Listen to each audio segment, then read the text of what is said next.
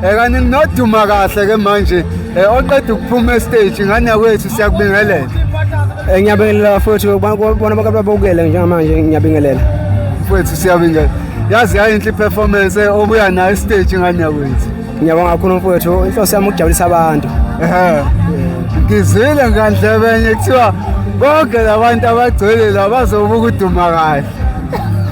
Angazi futhi phela sibaningi sijabulisa abantu kodwa nje nesiqiniseko sokuthi baningi abazobona mina ngempela.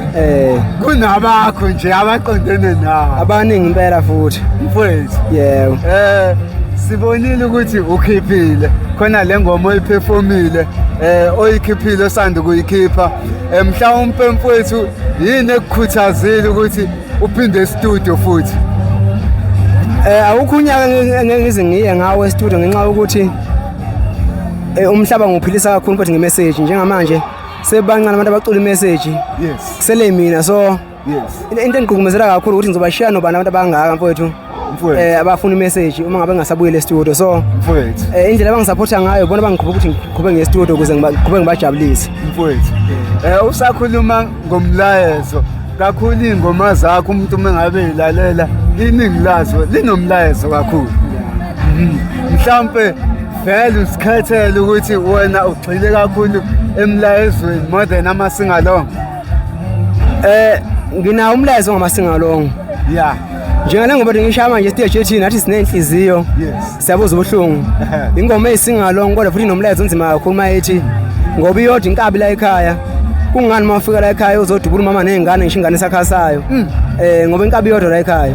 So ingoma esingalong kodwa manje inomlayezo. So isingalong ngathatha kuvimba ukuthi ucula umlayezo. Yes. Yebo. Kuba khona kokubili. Ya kunjalo isingalong uyakhona ucula ngomlayezo ngoba ngithi uthando lamadlozi nje. Ingoma esingalong zonke lezo. Yes. Abantu bayakuthanda duma kahle mfowethu. Kuko konke okwenzayo uhlezi unabantu abasemva kwakho abakusupportayo abenza sure ukuthi bayakulandela. Kukuphatha kanjani lo?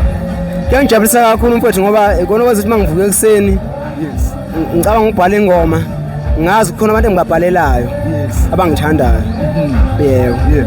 Ukuba iphathi ke yempucuzeko umcimbi okhula minyaka neminyaka owes-12 lo ukuba ingxenye yawo kusho ukuthini kwena?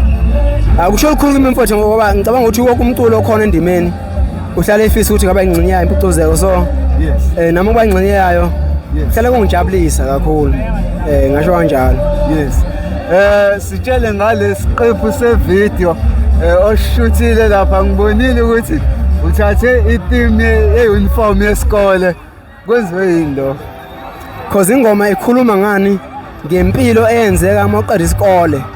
Life after matric. Yes. So ingakho ngishutha nge-uniform ngoba bengizama ukusho ukuthi mangabe sekuthiwa kugezwa amapeni. Magezwa amapeni emva kwalokho depends down umzimba wempilo. Baqala umzimba wempilo so ingakho ngenza kanjalo. Bayithandile kakhulu abantu liyango. Too much. Bathande naleya concept nje oqhamuke nayo. Bayithande kakhulu abantu phela mfowethu ngoba into akekho umuntu angadluli lesa sigaba kahle kahle. Wonke umuntu uyadlula isigaba so ngingakho beyithanda. Yes. Mfowethu mhlambe ke sesivala abafisa ukukuthinta la ku social media bafinyelela kanjani kwena? Mangakuthinta ama page ami nje onke Facebook, Instagram, Twitter, TikTok kanjalo. Yes, uduma kahle. Yeah, uduma SA ku Facebook, Instagram Dumahle SA. Yes.